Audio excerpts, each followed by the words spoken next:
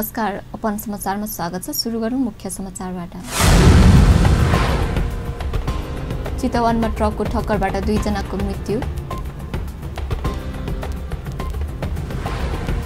वीरगञ्ज महानगरपालिकामा एक युवकको शव फेला।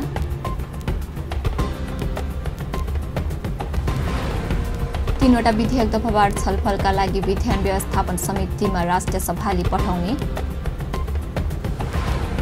आफूले पाउने तलब भत्ता वडाकै विकासमा खर्च गर्ने जनकपुर धाम उपमहानगरपालिकाका वडा नम्बर 4 का अध्यक्षको घोषणा। र सबै प्रदेशमा संग्राम स्थापना गर्ने सरकारको घोषणा। पत्रकारिता क्षेत्रको सुधारमा सहयोग पुर्याउने विश्वास।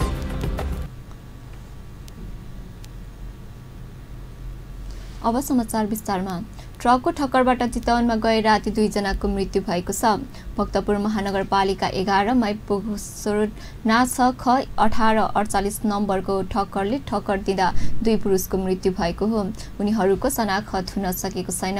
वीरगञ्जबाट इँटा बोकेर काठमाडौँतर्फ आउँदै गरेको ट्रकले पैदल यात्रीलाई ठक्कर दिएको जिल्ला प्रहरी कार्यालयले जनाएको छ। ठेलामा पानी तान्ने पम्प राखेर सडकमा हिँडिरहेको बेला उनीहरूलाई ट्रकले ठक्कर दिएको थियो।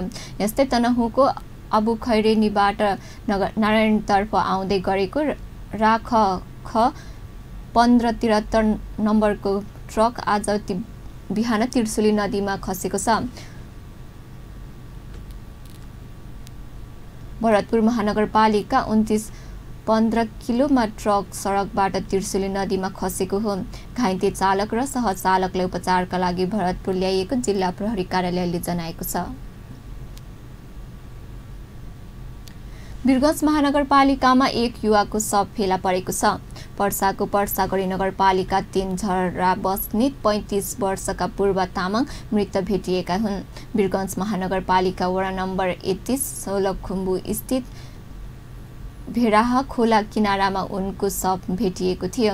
सबैया साझेदारी वन क्षेत्रमा पर्ने त्यस स्थानमा उनको के कारणले मृत्यु भएको खुल्न सकेको छैन। जिल्ला प्रहरी कार्यालय एसएसपी रेवत ढकालले शव फेला पारेको पुष्टि गरेको। खोलाको किनारामा तामाङको शव फेला परेको छ। टाउकोमा सानो चोट लागेको रहेछ, तर त्यसका कारण मृत्यु हुन सक्ने अवस्था छैन। उनको भने पोस्टमार्टम रिपोर्ट आएपछि केही तथ्य खुल्छ होला। शव पोस्टमार्टमका लागि नारायणी उपक्षेत्रीय अस्पताल वीरगञ्जमा राखिएको छ।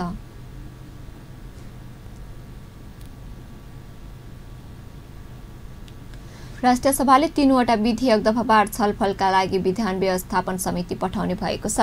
राष्ट्रिय सभाको मंगलबार बसेको बैठकले अपाङ्गता भएका व्यक्तिको अधिकार सम्बन्धी पहिलो संशोधन विधेयक 2075, वातावरण संरक्षण पहिलो संशोधन विधेयक 2075 र संकटपन वन्यजन्तु तथा वनस्पतिको अन्तर्राष्ट्रिय व्यापार नियन्त्रण पहिलो संशोधन विधेयक 2075 दफावार छलफलका लागि विधान व्यवस्थापन समितिमा पठाउने प्रस्ताव सर्वसम्मतिले पारित गरेको हो। बैठकमा महिला बाल बालिका तथा ज्येष्ठ नागरिक मन्त्री थम्माया थापाले अपाङ्गता भएका व्यक्तिको अधिकार सम्बन्धी पहिलो संशोधन विधेयक 2075 लाई दफावार छलफलका लागि विधान व्यवस्थापन समितिमा लैजाने प्रस्ताव पेश गर्नुभएको थियो। त्यसैगरी वन तथा वातावरण मन्त्री शक्ति बहादुर बस्नेतले वातावरण संरक्षण पहिलो संशोधन विधेयक 2075 र संकटापन्न वन्यजन्तु तथा वनस्पतिको अन्तर्राष्ट्रिय व्यापार नियन्त्रण पहिलो संशोधन विधेयक 2075 लाई दफावार छलफलका लागि विधान व्यवस्थापन समितिमा पठाउने प्रस्ताव पेश गर्नुभएको थियो। राष्ट्रिय सभाको अर्को बैठक भदौ 12 गते मंगलबार बिहान 11 बजेका लागि बोलाइएको छ। राष्ट्रिय सभाका सांसदहरूले मुस्लिम समुदायको महान पर्व बकर ईदमा सार्वजनिक बिदा दिन सरकारसँग माग गरेका छन्। राष्ट्रिय सभाका सांसद कविता बोगटीले मुस्लिम समुदायको महान पर्व बकर ईदमा सार्वजनिक बिदा दिन सरकारसँग माग गर्नुभएको हो। बकर ईद पर्व भोलि बुधबार मनाइँदैछ। सांसद बोगटीले दशैं जस्तै मुस्लिम समुदायको महान पर्व बकर ईदमा सार्वजनिक बिदा दिन सरकारको गम्भीर ध्यानकर्षण गराउनुभयो। मंगलबार राष्ट्रिय सभा बैठकमा बोल्दै उहाँले विभिन्न समुदायको पर्वमा सरकारले सार्वजनिक बिदा कटौती गरेर गल्ती गरेको दाबी पनि गर्नुभयो। त्यसैगरी सांसद उदय शर्मा पौडेलले ललितपुरको खुमलटारमा रहेको रेडियो नेपाल 80 रुमटी जग्गा भाडामा दिएको आपत्ति जनाउँदै तत्काल फिर्ता लिन पनि सरकारको ध्यानकर्षण गराउनुभयो। उहाँले विभिन्न बहानामा कर वृद्धि गरिएको उल्लेख गर्दै फिर्ता लिन पनि सरकारसँग जोरदार माग गर्नुभयो। सांसद अनिता देवकोटाले वर्षातको मौसममा आवागमनमा समस्या भएको भन्दै दाङको खोलाहरूमा पुल निर्माण गर्न सरकारलाई सचेत गराउनुभयो। उहाँले दाङमा मापदण्ड विपरीत सञ्चालन रहेको सिमेन्ट उद्योग हटाइदिन पनि सरकारसँग माग गर्नुभयो। अब समाचारमा केही बेर विश्रामपछि समाचारमा स्वागत छ। अब बाँकी समाचार। प्रदेश 2 का सामाजिक परिचालकहरूले मुख्यमन्त्रीको कार्यालय घेराउ गरेका छन्। गएको असारदेखि कामबाट निकालिएका सामाजिक परिचालकहरूको कामबाट नहटाउन माग गर्दै 2 घण्टा मुख्यमन्त्री लालबाबु राउतको कार्यालय घेराउ गरेका हुन्।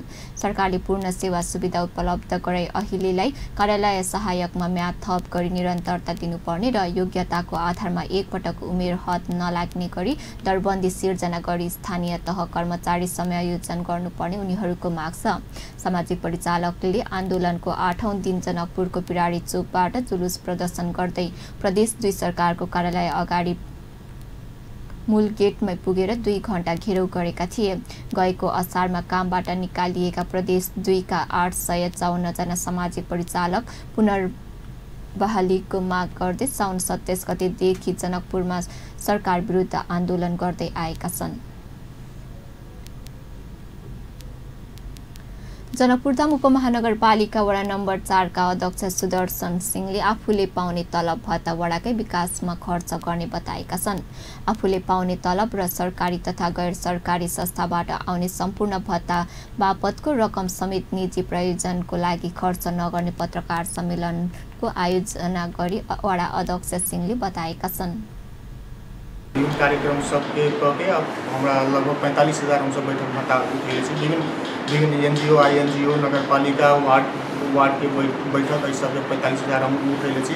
अब हमर सबके तलब आवे वाला छी पारिश्रमिक जे हम सब 10 to 5 जे हम सब एगो ऑफिशियल कार्य कर छी ओकर 25,000 के हिसाब से 2,50,000 10 महीना के हमर सबके तलब आवे वाला छी। संपूर्ण तलब आ भत्ता हम अपन वार्ड में जिते भी जो बिगड़ल रोड सब है वो रोड सब बनावे में हम खर्च करे के लागि हम शुरू कर देले छी। ओहि लागि हम जानकारी देवे चाहब जिते भी हम सेवा सुविधा ले लिए वो सेवा सुविधा सब हम अपन वार्ड के लोग सब कमती में हमार वार्ड के वार्डवासी सब जे थाल में नहीं चलतुन अथी पानी में नहीं चलतुन वही चीज़ के मद्देनजर करी सेवा सुविधा।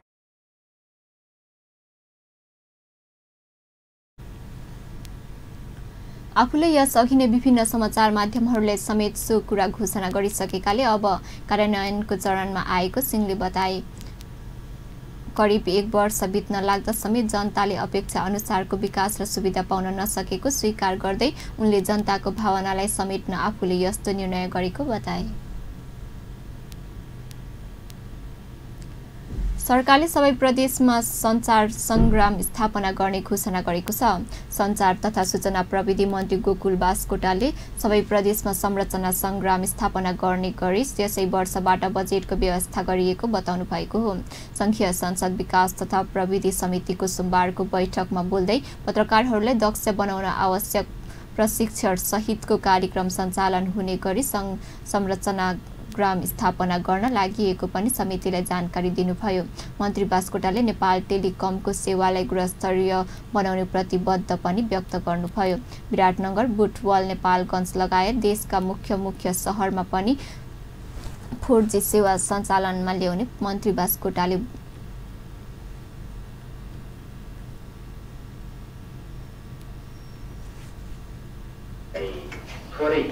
भए पनि सामान्यतया 1 करोडको हाराहारीमा छ एउटा प्रदेशलाई। त्यस हिसाबले चाहिँ हामीले छुट्याएर काम सुरुवात गर्ने कोसिस गरिरहेका छौँ र यो चाहिँ खास गरिकन पत्रकारहरूको ट्रेनिङ सेन्टरको जस्तो रूपमा पनि यो हुनसक्छ। उनीहरूले सेवा सुविधा पाउने जस्तो चाहिँ प्रेस कार्डहरू पाउने अथवा यहाँ सोझै सङ्घसित नै सम्बन्ध राख्न नपर्ने तल नै यसको व्यवस्था मिलाउने र सजिलो गराउने उद्देश्यले पनि यो कुरा अगाडि बढिरहेको छ। चाहिँ उहाँहरूले केही सहुलियत पाउने व्यवस्था पनि हामीले त्यसलाई चाहिँ बैठकमा समितिका सदस्यहरूले सबै नागरिकको पहुँचमा पुग्ने गरी सूचनाको व्यवस्था गर्न मन्त्री बास्कोटाको ध्यानकर्षण गराएका थिए। समितिका सदस्य एवं पूर्व प्रधानमन्त्री झलनाथ खनालले सबै नागरिकको पहुँचमा पुग्ने गरी सूचना प्रविधिको विकास गर्न सरकारलाई सचेत गराउनुभयो। उहाँले विकास र निर्माणको कामलाई स्वच्छ ढङ्गले सम्पादन गर्न पनि सरकारको गम्भीर ध्यानकर्षण गराउनुभयो। विकासको प्रक्रिया अगाडि बढ्न सकोस् र नेपालको हामी सहरहरूलाई मात्र होइन सम्पूर्ण गाउँहरूलाई हामीले यो राष्ट्रिय सूचना महामार्गमा आबद्ध गर्न सकौँ। प्रत्येक गाउँहरूलाई, प्रत्येक नगरपालिकाहरूलाई, प्रत्येक गाउँपालिकाहरूलाई, वार्डहरूलाई र परिवारहरूलाई समेत हामीले आबद्ध गर्नुपर्ने आवश्यकता छ। यो फ्री वाइफाई सेवा समितिका अर्का सदस्य महेन्द्र राय यादवले सरकारी संरचना माध्यमलाई विश्वसनीय बनाउन सरकारसँग माग गर्नुभयो। सरकारले सूचना सबैको पहुँच पुर्याउनु पर्ने उहाँले जोड दिनुभयो। र आधुनिक र सुविधा सम्पन्न बनाउनको लागि सेवामूलक बनाउनको लागि कसरी सोचिरहनु भएको छ यहाँले जानकारी गराउनुहुनेछ। तत्कालीन रूपमा पनि लिनुपर्ने काम म अर्घाखाँची जिल्लामा छु। गाउँमा बस्दा मैले एमटी सुकेनी सिम कार्ड चलाउँछु, तर मेरो गाउँमा टेलिफोन आउँदैन, सञ्चालन टावर टिप्दैन। समितिले स्थानीय सरकारलाई प्रविधि विकासका लागि आवश्यक बजेटको व्यवस्था गरिदिन पनि सरकारको गम्भीर ध्यानकर्षण गराएका थिए। अब फेरि समाचारमा विश्रामपछि समाचारमा स्वागत छ। अब बाँकी समाचार। संघीय संसद विकास तथा प्रविधि समितिले फेसबुक सहितको सामाजिक सञ्जालमा हुने विज्ञापनलाई करको दायरामा ल्याउन सरकारलाई निर्देशन दिएको छ। सोमबार सिंहदरबारमा बसेको समितिको बैठकले सामाजिक सञ्जालको विज्ञापन बापत ठूलो रकम बाहिरिएको भन्दै करको दायरामा ल्याउन सञ्चार तथा सूचना प्रविधि मन्त्रालय र अर्थ मन्त्रालयलाई निर्देशन दिएको हो। बैठकले अत्याधुनिक प्रविधि प्रयोग गर्न सक्ने कानुनी व्यवस्था गर्न संसदमा छिटो विधेयक पेश गर्न पनि सरकारलाई निर्देशन गरेको छ। सूचना र प्रविधि भरपूर उपयोग हुने गरी कानुनी व्यवस्था गर्न सरकारलाई छिटो विधेयक संसदमा पेश गर्न पनि सचेत गराइएको समितिका जेठ सदस्य छिपछिरिङ लामाले जानकारी दिनुभयो। सञ्चार तथा सूचना प्रविधि क्षेत्रमा भएको द्रुत र न्यूनतम विकासको लागि अनुरूप कार्य सम्पादन गर्न सञ्चार र सूचना प्रविधि मन्त्रालयको समय क्षमता अभिवृद्धि गर्नुपर्ने देखिन्छ। सूचना सञ्चार तथा प्रविधि दायरा दिनको दिन फर्किएको भन्दै गइरहेको सन्दर्भमा आधुनिक प्रविधिको प्रयोग एवं यस क्षेत्रमा सामाजिक र व्यक्तिगत माग सम्बोधन गर्न समितिले 4G सेवा विस्तार, टेलिकमको गुणस्तरमा सुधार लगायतमा देखिएको समस्या समाधानका लागि भइरहेको कामको विवरण 15 दिनभित्र समितिमा पेश गर्न पनि सञ्चार तथा सूचना प्रविधि मन्त्रालयले निर्देशन दिएको छ। काभ्रेमा रहेको आईटी पार्कलाई उद्देश्य बमोजिम प्रयोगमा ल्याउने वातावरण बनाउन पनि सरकारलाई सचेत गराइएको समितिका जेठ सदस्य लामाले बताउनुभयो। सरकारले कालीमाटी फलफुल तथा तरकारी बजार विकास समितिका पदाधिकारीकै मेलुमतोमा उपभोक्तामाथि ठगी हुने गरेको भन्दै छानबिन गर्ने भएको छ। सोमबार बिहान अनुगमनका लागि पुगेको उद्योग वाणिज्य तथा उपभोक्ता हित संरक्षण विभागको टोलीलाई सहयोग नगरे पनि उद्योग वाणिज्य तथा आपूर्ति मन्त्री मातृका प्रसाद यादवले उपभोक्तालाई ठग्ने काम समितिका जिम्मेवार पदाधिकारीबाटै हुने गरेको भन्दै उनीहरूलाई छानबिन गरी कारबाही गर्न मन्त्रालयका सचिव चन्द्रकुमार घिमिरेलाई निर्देशन दिनुभएको हो। व्यापारी र सरकारी अनुगमन टोलीबीच विवाद भएपछि तरकारी बजारमा आफै पुग्नुभएका मन्त्री यादवले समितिका कार्यकारी निर्देशक तेजेन्द्र प्रसाद पौडेललाई तरकारी बजार अनुगमनको काम नगरेको के हेरेर बसेको भन्दै आक्रोश व्यक्त गर्नुभएको थियो। उहाँले बजार समितिका पदाधिकारीहरूले बिचौलियासँग मिलेर उपभोक्ता मारमा पर्ने काम गरेको भन्दै कार्यकारी निर्देशक पौडेललाई बिलबिचक बिना नै जथाभावी रूपमा किन तरकारी आयात गर्ने काम गरिरहेको भनी प्रश्न समेत गर्नुभएको थियो। बजारमा अनि तपाईहरु के हेरेर बस्नुहुन्छ? अनि यस्तो मूल्य अनुगमन हामीले कोअपरेट गर्न हामीसँग प्राइस आउँछ बाहिरको प्राइस सरकारमा पछि कसरी हुन्छ त कहाँबाट ल्याउँछ त्यो पनि हुन्छ त्यो खरिदको मूल्य र त्यो मूल्यलाई तय गर्ने एउटा मूल्य तय गर्ने चाहिँ आइहाल्छ त्यसको डिफरेन्सेसबाट आइहाल्छ त्यो रेकर्ड गरिएको हामीले वर्षौँ भनिसकेपछि त्यो गाह्रो विषयमा त्यो किन लिनु पर्यो अनुगमनको क्रममा बिल बिजक नभएका 2वटा ट्रकलाई नियन्त्रणमा लिएको छ। अनुगमनकर्तालाई धम्की दिने 2 जना व्यापारीलाई नियन्त्रणमा लिई कारबाही प्रक्रिया पनि सुरु गरिएको छ। अनुगमन टोलीलाई धम्क्याउने बिचौलियाको नेतृत्व गर्ने कालीमाटी फलफुल तथा तरकारी व्यवसायी संघका अध्यक्ष भरत खतिवडा सहित 2 जना पक्राउ परेका हुन्। सरकारले उपभोक्तालाई मारमा पार्ने काम गरिरहेको भेटिएपछि सो तरकारी बजारलाई कडा निगरानीमा राखेको छ। मन्त्री यादवले बिल बिजक बिनाको कुनै पनि सामान बजारभित्र प्रवेशमा रोक लगाउन पनि बजार विकास समितिलाई सचेत गराउनुभयो। उहाँले उपभोक्तामाथि ठगी गर्नेहरूलाई सरकारले नियन्त्रणमा लिएर कडा कारबाही गर्ने चेतावनी पनि दिनुभयो।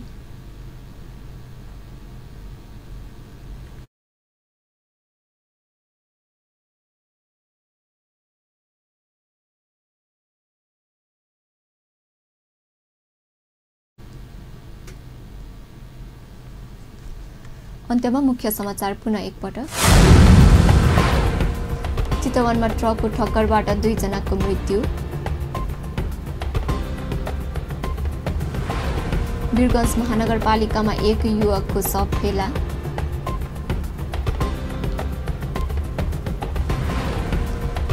तीनवटा विधेयक दफावार छलफलका लागि विधान व्यवस्थापन समितिमा राष्ट्रिय सभाले पठाउने। आफूले पाउने तलब भत्ता वडाका विकासमा खर्च गर्ने जनकपुरधाम उपमहानगरपालिका वडा नम्बर 4 का अध्यक्षको घोषणा। र सबै प्रदेशमा संग्राम स्थापना गर्ने सरकारको घोषणा। पत्रकारिता क्षेत्रको सुधार सहयोग पुर्याउने विश्वास। हवस् त अहिलेलाई समाचार यति नै। पल पल खबर तेज नजर अपन टेलिभिजन हेर्दै गर्नुहोला। नमस्कार।